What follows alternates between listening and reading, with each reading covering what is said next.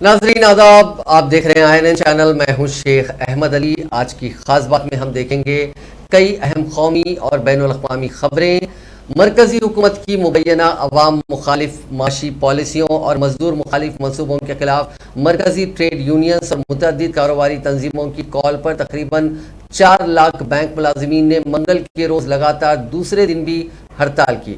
All India bank employees association ने इस call की हिमायत करने और बैंकिंग सेक्टर से मुताल्लिक मुतालबात पर तवज्जो देने के लिए हड़ताल में शामिल होने का फैसला किया। एसोसिएशन के जनरल सेक्रेटरी CH वेंकटचलम ने कहा कि सरकारी, प्राइवेट, इलाकाई, दही, गैर मुल्की और कोऑपरेटिव बैंक्स के मुलाजिमीन हड़ताल में शामिल हुए। इतलात के मुताबिक पीर के रोज शुरू होने वाली हड़ताल आज भी जारी रहने की वजह से बैंकों की शाखों के बंद होने के सबब अलग अलग सदन ग्रिड में 5,000 करोड़ रुपए के तकरीबन 6 लाख चेक्स क्लियर नहीं हो सके। कौमी सतह पर 18,000 करोड़ रुपए के चेक्स क्लियर नहीं हुए। जनरल सेक्रेटरी ने कहा कि हड़ताल की वजह से बैंक सेक्टर की खिदमात मुतासिर हुई हैं। इसके अलावा कई दीगर तंजीमों ने इस हड़ताल में हिस्सा लिया और हुकूमत की मुखालिफत करते हुए रैलियां निकाली। कच्चे तेल की कीमतें लगातार नीचे आ रही हैं। मल्टी कमोडिटी एक्सचेंज में पीर के रोज भी कच्चे तेल के दाम 5.2% या 450 रुपए बैरल गिरकर 8,120 रुपए फी बैरल हो गए। इसके बावजूद मुल्क में पिछले 8 दिन से पेट्रोल डीजल की कीमतें बढ़नी जारी है। मंगल को भी 8 दिन में 7वीं बार तेल के दाम बढ़ाए गए। पेट्रोल की कीमत में 80 पैसे और डीजल में 70 पैसे फी लीटर की बढ़ोतरी की गई है। 5 महीने बाद दिल्ली में पेट्रोल फिर 100 रुपए लीटर के पार पहुंच गया, जबकि हैदराबाद में 113 रुपए फी लीटर के पार पेट्रोल पहुंच गया, जबकि डीजल की कीमत 99 रुपए हो चुकी है। मरकजी वजीर खजाना निर्मला सीतारामन ने आज राज्यसभा में कहा कि रूस यूक्रेन जंग की वजह से तेल की कीमतों में गैर मुतवक्को इजाफा हुआ, जिससे निपटने के लिए इकदाम किए जा रहे हैं। सीतारामन ने बाद ऐवान में तसर्रुफ बिल 2022 और फाइनेंस बिल 2022 पर बहस का जवाब देते हुए कही, ऐवान ने इन दोनों बिलों को सूती ओर से मंजूर करके लोकसभा को वापस कर दिया। लोकसभा पहले ही 39 हुकूमती तरामीम के साथ मालियती बिल मंजूर कर चुकी है। ऐवान ज़ेरी में तसर्रुफ बिल भी मंजूर कर लिया गया। वजीर खजाना ने कहा कि यूक्रेन पर हमले से तमाम ममालिक मुतासिर हो रहे हैं, सप्लाई मुतासिर हो रही है। बजट साल 2020 में लाया गया, जिसके बाद वबा आई और 2021 के बजट के बाद मुल्क में कोरोना की दूसरी लहर आई। अब इस साल बजट के बाद रूस यूक्रेन जंग के असरात मुरतब होने लगे हैं। इन बिलों पर बहस के दौरान कांग्रेस के रुकन और साबिक वजीर खजाना पी चिदम्बरम की तरफ से उठाए गए सवाल का जवाब देते हुए सीतारामन ने कहा कि आलमी अवामिल की वजह से तेल की कीमतों में तेजी से इजाफे से निपटने के लिए बहुत से इकदाम किए गए हैं, लेकिन जिस तरीके से UPA की हुकूमत में ऑयल बॉन्ड्स के जरिए भरपाई की गई थी, इस तरह का इंतजाम नहीं होगा, क्योंकि UPA के दौर में उस बॉन्ड के जरिए 2 लाख करोड़ से ज्यादा की रकम इकट्ठी की गई थी, जिसकी अदायगी अभी भी की जा रही है और साल 2025-26 तक अदायगी की जानी है। वज़ीर आज़म नरेंद्र मोदी ने आज कहा कि प्रधानमंत्री आवास योजना के घरों में खवातीन के मालिकाना हक ने जिस सतह पर घर के दूसरे फैसलों में उनकी शिराकत को यकीनी बनाया, वो यूनिवर्सिटियों के लिए केस स्टडी का मौजू हो सकता है। मोदी आज बुंदेलखंड जोन में शामिल मध्य प्रदेश के छतरपुर में मुनक़िद प्रधानमंत्री आवास योजना के तहत तकरीबन 5.5 लाख खानदानों के गृह प्रवेशम प्रोग्राम को वीडियो कॉन्फ्रेंसिंग के जरिए खिताब कर रहे थे। इस प्रोग्राम का रियासती सतह का एक प्रोग्राम यहाँ मुनक़िद हुआ, जिसमें वज़ीर आला शिवराज सिंह चौहान समेत रियासत के दीगर वज़रा ने भी शिरकत की। इस दौरान मोदी ने कहा कि 21वीं सदी का हिंदुस्तान खवातीन को बाइख्तियार बनाने की तरफ बढ़ रहा है। प्रधानमंत्री आवास योजना के तहत खवातीन को 2 करोड़ घरों पर मालिकाना हुकूक हासिल है। इस एक कदम ने घर से मुतालिक दीगर फैसलों में भी उनकी शिराकत को तक़वियत बख्शी है।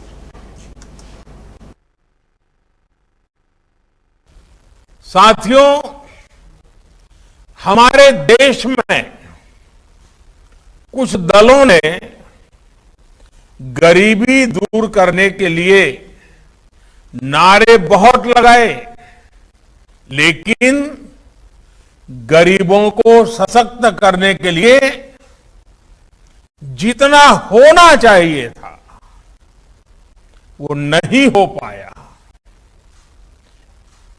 और ये मेरा विश्वास है कि एक बार जब गरीब सशक्त होता है तो उसमें गरीबी से लड़ने का हौसला आता है। एक ईमानदार सरकार के प्रयास, एक सशक्त गरीब के प्रयास जब साथ मिलते हैं तो गरीबी भी परास्त होती है। इसलिए चाहे केंद्र में बीजेपी की सरकार हो या राज्यों में बीजेपी की सरकार है, सबका साथ सबका विकास के मंत्र पर चलते हुए गरीब को सशक्त करने में जुटी है। आज का ये कार्यक्रम इसी अभियान का हिस्सा है। प्रधानमंत्री आवास योजना के तहत गांवों में बने ये 5.25 लाख घर सिर्फ एक आंकड़ा नहीं है। ये 5.25 लाख घर देश में सशक्त होते गरीब का पहचान बन गए हैं। ये 5.25 लाख घर भाजपा सरकार के सेवा भाव की मिसाल है। ये 5.25 लाख घर गांव की गरीब महिलाओं को लखपति बनाने के अभियान का प्रतिबिंब है। मध्य प्रदेश के दूर सुदूर गांवों में, हमारे आदिवासी अंचलों में गरीबों को ये घर दिए जा रहे हैं। मैं मध्य प्रदेश के लोगों को इन 5.25 लाख घरों के लिए बधाई देता हूं।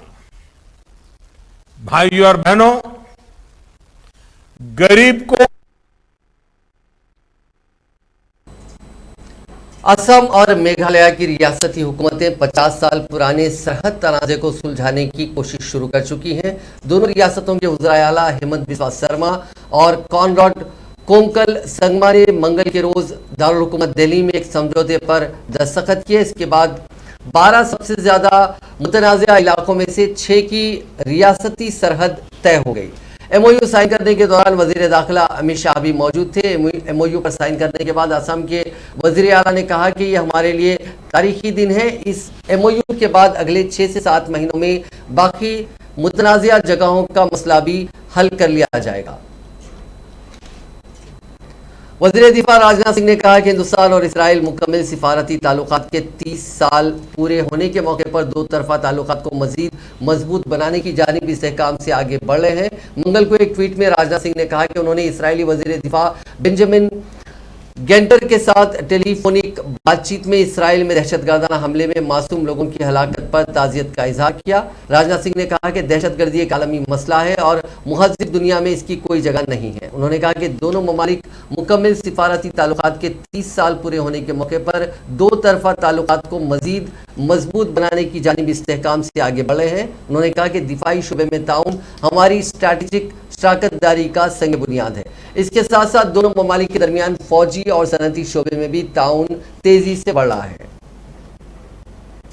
हिंदुस्तान के वज़ीर ख़ारजा डॉक्टर एस जयशंकर ने मंगल को कोलंबो में मुनक़िदा बिम्स्टेक की मीटिंग से अलग नेपाल के वज़ीर ख़ारजा नारायण खुड़का से मुलाकात की और दोनों रहनुमाओं ने कई उमूर पर बातचीत करने के अलावा रामायण सर्किट को आगे बढ़ाने पर तबादला ख्याल किया। जयशंकर ने ट्वीट किया कि खड़का के साथ मिलकर अच्छा लगा। कनेक्टिविटी, तवानाई, खाद, सेहत और बिजली के शोबों में ताउन पर तबादला ख्याल किया गया और रामायण सर्किट की तामीर के मंसूबे को तेज करने पर भी इत्तेफाक किया गया।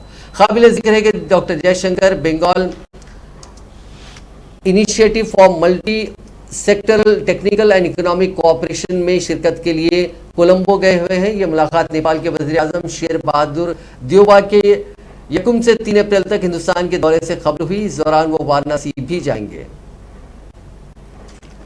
सेहत और खानदानी बहबूद के वजीर मनसुख मांडविया ने मंगल को ऐवान बाला राज्यसभा में कहा कि कोरोना वबा से निपटने में किसी के साथ इम्तियाजी सलूक नहीं किया गया और वक्त पर फौरी मदद फराहम की गई। ऐवान में एक ज़मीनी सवाल का जवाब देते हुए मांडविया ने कहा कि पूरी दुनिया ने कोरोना वबा से निपटने में हिंदुस्तान का लोहा तस्लीम किया। Indian council of medical research के सर्वे को पूरी दुनिया तस्लीम कर रही है और हुकूमत से इसके बारे में जानना चाहती है। उन्होंने कहा कि कोरोना मैनेजमेंट ने पूरी दुनिया में हिंदुस्तान की तस्वीर बदल दी है और हिंदुस्तान ने दुनिया में सेहत के खिदमात के नए मियार कायम किए हैं।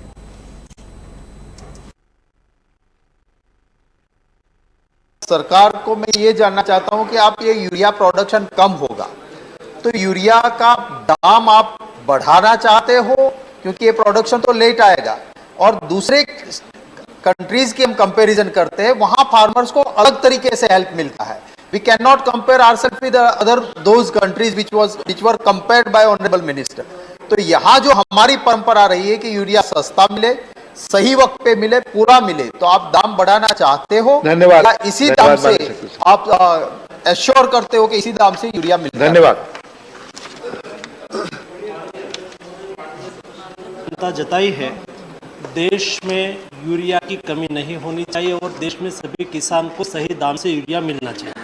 वर्तमान समय में देश में 325 लाख मैट्रिक टन यूरिया की प्रतिवर्ष खपत होती है, उसके सामने 250 लाख मैट्रिक टन यूरिया देश में इंडिजिनियस बनता है और 75 से लाख मैट्रिक टन यूरिया हमें इंपोर्ट करना पड़ता है।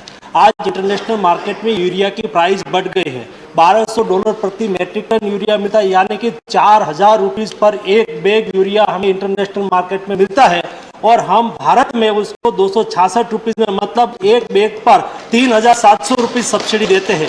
आज के दिन में देश पर सब्सिडी का बर्डन बढ़ रहा है और भविष्य में ये बर्डन किसान पर ना आए, इसलिए भारत सरकार ने समय समय पर सब्सिडी बढ़ाई है। नहीं केवल यूरिया में, डीएपी में भी हमने सब्सिडी बढ़ाई है।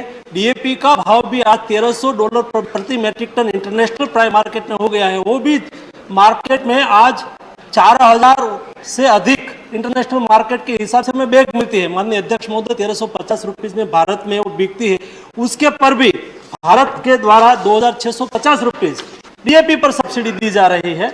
सब्सिडी का बर्डन भारत सरकार वहन कर रही है, इसलिए किसान को सही दाम से फर्टिलाइजर मिल रहा है और भविष्य में भी सही दाम से फर्टिलाइजर मिलते रहेंगे, ऐसा हमारा प्रयास। सरकार को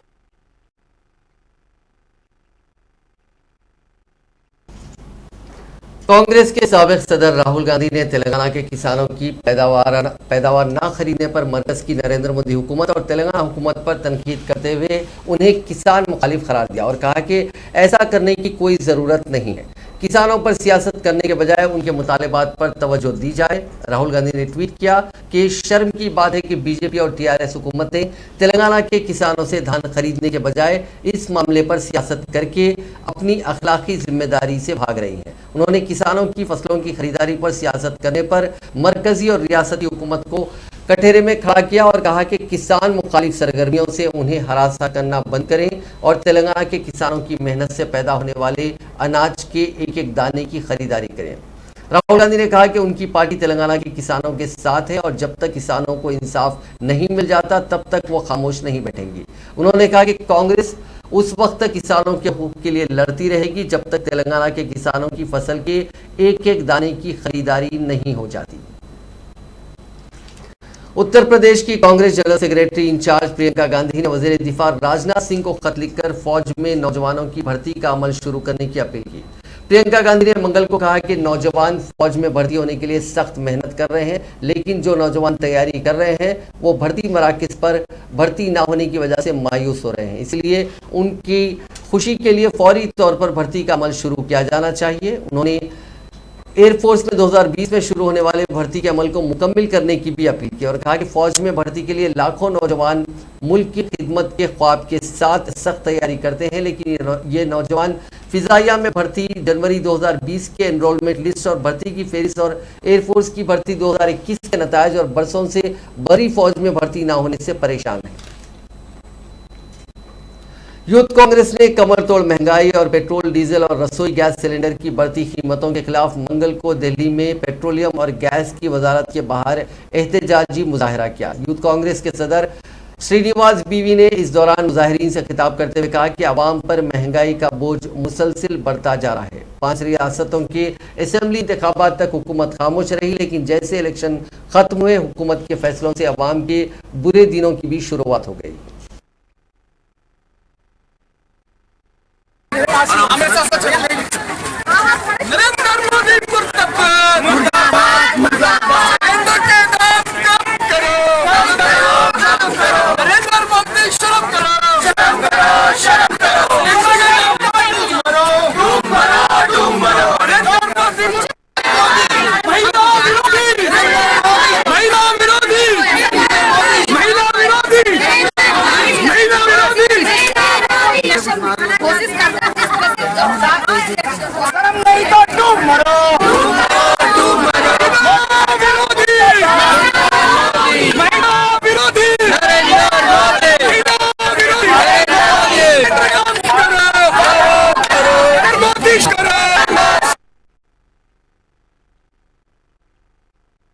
आप एक तरीके से कलाकारी तो कर रहे हो आप, और क्या कर रहे हो? ये तो क्या घर पे बैठ जाए मेरा दिन। और देखिए ना वो तो मोदी और वो कर करके तो मैंने सपना में आ गया।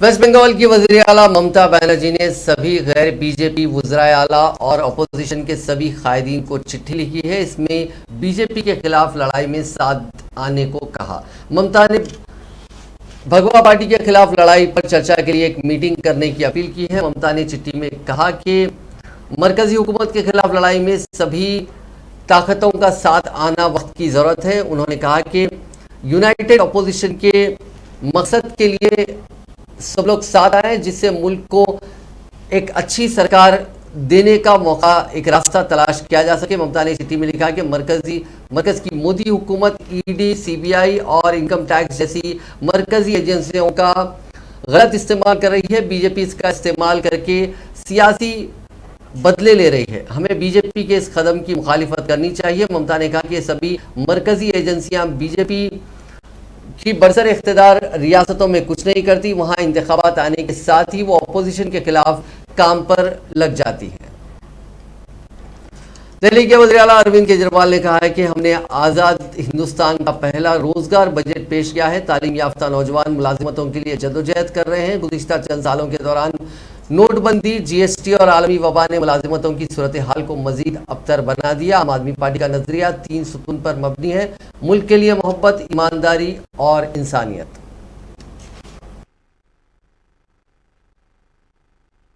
आज़ाद भारत के इतिहास का ये पहला रोजगार बजट है जो दिल्ली असेंबली में प्रस्तुत किया गया। बेरोजगारी तो कई सालों से चली आ रही है, कभी कम कभी ज़्यादा, लेकिन मैं नहीं समझता कि कोई भी ऐसा बजट, चाहे किसी राज्य सरकार ने या केंद्र सरकार ने प्रस्तुत किया, जो पूरा का पूरा बजट रोजगार सृजन के लिए, रोजगार तैयार करने के लिए बनाया गया हो। आज देश का युवा पढ़ने के बाद, और कई ऐसे भी हैं जो कम पढ़ाई किए हुए हैं, अपना परिवार पालने के लिए, रोजगार के लिए दर दर की ठोकरें खा रहे हैं। पिछले कुछ सालों में कई सारी ऐसी घटनाएं घटी जिसकी वजह से बेरोजगारी बहुत ज़्यादा फैल गई। उसमें जीएसटी लागू होना, नोटबंदी, अब कोरोना, तो लोग बहुत ज़्यादा दुखी हैं। उसको ध्यान में रखते हुए पहली बार एक रोजगार बजट प्रस्तुत किया गया है और अगले 5 साल के अंदर 20 लाख नए रोजगार तैयार किए जाएंगे। और ये सारे जितने हम काम कर रहे हैं, अच्छे स्कूल बना रहे हैं, बच्चों के लिए शिक्षा कर रहे हैं, अस्पताल बना रहे हैं, लोगों का इलाज करा रहे हैं, रोजगार तैयार कर रहे हैं, ये इसलिए है क्योंकि हम अपनी आम आदमी पार्टी की विचारधारा के अनुसार काम कर रहे हैं। हमारी विचारधारा क्या है? आम आदमी की पार्टी की विचारधारा के मुख्य 3 स्तंभ हैं। पहला स्तंभ है कट्टर देश प्रेम, दूसरा स्तंभ है कट्टर ईमानदारी और तीसरा स्तंभ है इंसानियत। इन तीनों स्तंभों के इस विचारधारा के इर्द गिर्द घूमते हुए हम सारे काम कर रहे हैं और इसी वजह से जनता का हर जगह हमें प्यार मिल रहा है। बिहार के वजीर आला नीतीश कुमार ने उर्दू सहाफत की 200 साला तकरीब के मौके पर अपने खुसूसी पैगाम में कहा कि उर्दू सहाफत ने जंग आज़ादी में इंतहाई अहम किरदार अदा किया। आज जारी एक प्रेस रिलीज में कहा गया कि 200 साला तकरीबात कमेटी के कन्वीनर मासूम मुरादाबादी के नाम अपने पैगाम में उन्होंने कहा कि मुझे ये जानकर मसरत हुई कि उर्दू सहाफत की 200 साला तकरीबात कमेटी अपना पहला प्रोग्राम मुनक्किद कर रही है और इस मौके पर एक सवेनियर भी शाये किया जा रहा है। आपको बता दें कि मुल्क भर में उर्दू सहाफत के 200 साल की तकमील पर मुख्तलिफ प्रोग्राम्स मुनक्किद किए जा रहे हैं। हिंदुस्तान में इसराइली सिफारत खाने के तर्जुमान मोहम्मद हैब ने इतला दी कि इसराइल के वजीर आजम निफ्ताली बेनेट का दौरा हिंदुस्तान मुलतवी कर दिया गया। वो 3 अप्रैल से 5 अप्रैल तक हिंदुस्तान का दौरा करने वाले थे। क़ब्ल अज़ीं गुज़िश्ता रोज़ इसराइली मीडिया के हवाले से खबर दी गई थी कि वजीर आजम निफ्ताली बेनेट कोरोना से मुतासिर पाए गए हैं। All India Muslim personal law board ने हिजाब मामले पर कर्नाटक हाईकोर्ट के 15 मार्च के सुनाए गए फैसले को सुप्रीम कोर्ट में चैलेंज किया है। वाज़ेह है कि कर्नाटक हाईकोर्ट ने रियासती स्कूलों में लड़कियों के हिजाब पहनने पर पाबंदी को बरकरार रखा था। बुशरा और सुल्ताना यासीन के नाम की लड़कियां, उन्होंने मुश्तरका अर्जी में कहा कि मजहब के मानने वाले शख्स को अपने बालों को कपड़े के टुकड़े से ढकने के लिए एडजस्ट किए बगैर लिबास में यकसानियत लाने पर ज़्यादा जोर देना इंसाफ का मजाक है। दरखास्त में यह भी इस्तदलाल दिया गया कि जहाँ तक कुरान पाक में सहीफ़ों की तशरीह का ताल्लुक है, इस पर तमाम नज़रियात के उलमाए किराम जैसे कि हनफी, मालिकी, शाफ़ई और हम्बली के दरमियान इत्तेफाक राय है कि हिजाब का रिवाज वाजिब है। वाज़ेह रहे कि इससे कबल सुप्रीम कोर्ट में कई और अर्जियाँ दायर की गई थी। मुतालिका अर्जी गुजारों ने इस मामले की फौरी समाअत की दरखास्त की थी, लेकिन सुप्रीम कोर्ट ने उनकी दरखास्त को मुस्तरद कर दिया। पंजाब में कांग्रेस को हराकर आम आदमी पार्टी की हुकूमत में पहली बार किसानों पर लाठीचार्ज हुआ है। इस दौरान 6 किसान जख्मी हो गए हैं, जिन्हें अस्पताल में भर्ती कराया गया। ये किसान तबाह हो चुकी कपास की फसल के मुआवजे की मांग कर रहे थे। भारतीय किसान यूनियन की सरबराही में किसानों ने लंबी के नायब तहसीलदार समेत दीगर स्टाफ को दफ्तर में बंधक बना लिया था, उन्हें हॉस्टेज कर लिया था। इसके बाद पुलिस ने देर रात 12 बजे किसानों पर लाठीचार्ज कर नायब तहसीलदार और स्टाफ को छुड़ाया। पुलिस की जानिब से किए गए लाठीचार्ज में 6 किसान जख्मी हो गए, जिन्हें लंबी के अस्पताल में भर्ती कराया गया। वहीं नायब तहसीलदार अर्जिंदर सिंह और स्टाफ के बाहर आने के बाद अब पूरे रियासत के तहसीलदार हड़ताल पर चले गए हैं। किसानों का इल्जाम है कि गुलाबी सुंडी से खराब हुई नरमा की फसल के मुआवजे के मामले में मुख्तर ज़िले को नज़रअंदाज कर दिया गया। इस ज़िले में ज़्यादातर फसल इस इंसेक्ट की वजह से बर्बाद हो चुकी है। इस मुआवजे को लेकर करीब 30 गांव के किसान एहतजाज कर रहे हैं। अलवर के सरिस्का जंगल में पिछले 45 घंटे से लगी आग फैलती जा रही है। आग जंगल के 20 किलोमीटर से ज़्यादा एरिया में फैल चुकी है। आग पर काबू नहीं पाने की वजह से फॉरेस्ट डिपार्टमेंट के ओहदेदारों के हाथ पांव फूल गए हैं। आग जंगल के जिस हिस्से में तेजी से बढ़ रही है, वहां कई टाइगर हैं। आग बुझाने के लिए अब हेलीकॉप्टर और एरियल लिफ्ट फायर ब्रिगेड से मदद मांगी गई है। इसके बाद मंगल की सुबह फौज के 2 हेलीकॉप्टर्स ने आग बुझाने का काम शुरू किया। हेलीकॉप्टर सिलीसेट झील से पानी ला रहे हैं। अभी तक हेलीकॉप्टर 8 से 10 राउंड कर चुके हैं। आग बुझाने के लिए 40 से 50 हज़ार लीटर पानी का छिड़काव किया जा चुका है। इसके बाद भी आग जंगल में बढ़ती जा रही है। ओहदेदारों ने बताया कि सरिस्का, अलवर और दौसा की 3 रेंज का स्टाफ और मकामी गांव वालों समेत 200 से ज्यादा लोग आग बुझाने में लगे हैं। फौज से भी मदद मांगी गई है।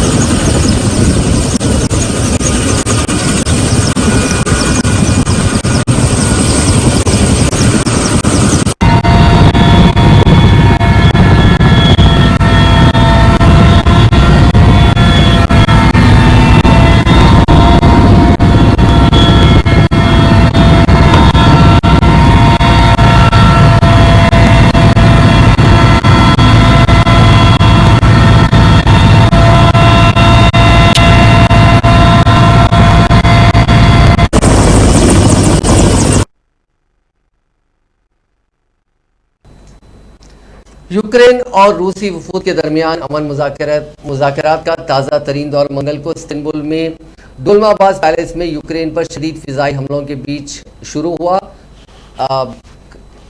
बाद में खबर यह आई कि इस मुज़ाकरात का भी कोई नतीजा नहीं निकला। हालांकि यह खबर भी आई कि रूसी सदर व्लादिमीर पुतिन और यूक्रेन के सदर ज़ेलेंस्की की बहुत जल्द मुलाकात हो सकती है। रूसी वफद में बातचीत करने वाले व्लादिमीर मेडेंस्की भी शामिल थे। दूसरी जानिब यूक्रेन के वफद की क़यादत डेविड आर्खमिया ने की थी। क्रेमलिन के तर्जुमान ने मंगल को कहा कि रूसी मुख्तलिफ एजेंडा के साथ बात करना चाहते हैं, जिन्होंने गैर रस्मी तौर पर इस इजलास में शिरकत की थी। उन्होंने कहा कि दोनों फरीकों के दरमियान राब्ता बरकरार रखने के लिए दोनों तरफ से मंजूरी लेना ज़रूरी है। आपको बता दें कि पिछले एक महीने से रूस और यूक्रेन के बीच जंग चल रही है। अब तक रूस ने यूक्रेन के कई शहरों को तबाह कर दिया है। बातचीत का दौर भी अब तक कई मरहलों की बातचीत हो चुकी है, लेकिन इस बातचीत का कोई नतीजा अभी तक निकल के नहीं आया है। रूस ने जो शराइत रखे हैं इसको मानने के लिए यूक्रेन तैयार नहीं है। हालांकि अब भी ये कोशिश जारी है कि किसी तरह किसी बात पे इन दोनों ममालिक के बीच में सहमति बने और यूक्रेन में जारी जंग को रोका जाए। रूस यूक्रेन जंग को आज 34 दिन हो चुके हैं। इन 34 दिनों ने लाखों यूक्रेनी शहरियों की जिंदगी को पूरी तरह से बदल दिया है। फिल्म स्टार से लेकर कई स्पोर्ट्समैन तक अपने मुल्क के लिए जंग के मैदान में उतर चुके हैं। ऐसे ही एक टेनिस खिलाड़ी हैं सरगोई स्टॉकहोस्की। 2013 के विंबलडन में रॉजर फेडरर को मात देने वाले सरगोई ने मुल्क की हिफाजत के लिए अपने करियर को बीच में रोक दिया। आज कुछ तस्वीरें सोशल मीडिया पर उनकी वायरल हुई, जिसमें वो फौजी वर्दी पहनकर हाथ में हथियार लिए दुश्मन से लोहा लेते नजर आए।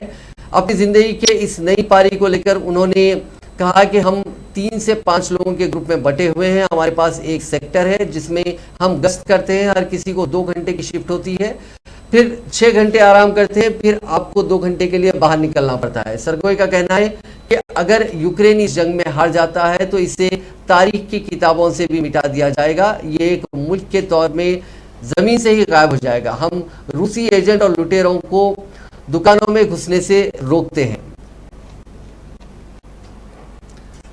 विल स्मिथ ने ऑस्कर सेरेमनी में क्रिस रॉक को थप्पड़ मारने के बाद अब सोशल मीडिया पर एक पोस्ट शेयर करके माफ़ी मांगी है। उन्होंने पोस्ट में कहा कि तशद्दुद उनका जो रवैया था वो काबिल मजम्मत था और तशद्दुद किसी भी मसले का हल नहीं हो सकता। साथ ही विल ने एकेडमी, शो मेकर्स और सभी लोगों से माफ़ी मांगते हुए कहा कि उन्होंने हद पार कर दी और वो गलत है। विल ने पोस्ट शेयर करके लिखा कि तशद्दुद अपने सभी रूप में जहरीली और तबाहकुन होती है। कल रात के एकेडमी अवार्ड्स में मेरा बर्ताव माफ़ी के लायक नहीं था। मुझ पर मजाक उड़ाना काम का एक हिस्सा है, लेकिन जाडा की मेडिकल कंडीशन के बारे में मजाक मैं सहन नहीं कर सका और मैंने इमोशनली रिएक्ट किया। मैं आपसे पब्लिकली माफ़ी मांगना चाहता हूं क्रिस, मैंने हद पार कर दी और मैं गलत था। विल ने पोस्ट में आगे लिखा कि वो शर्मिंदा है और उनके उस बर्ताव के लिए उन्होंने उन सभी लोगों से माफ़ी मांगी जो उस तकरीब में मौजूद थे और वो सभी लोगों ने जो ये वीडियो देखा।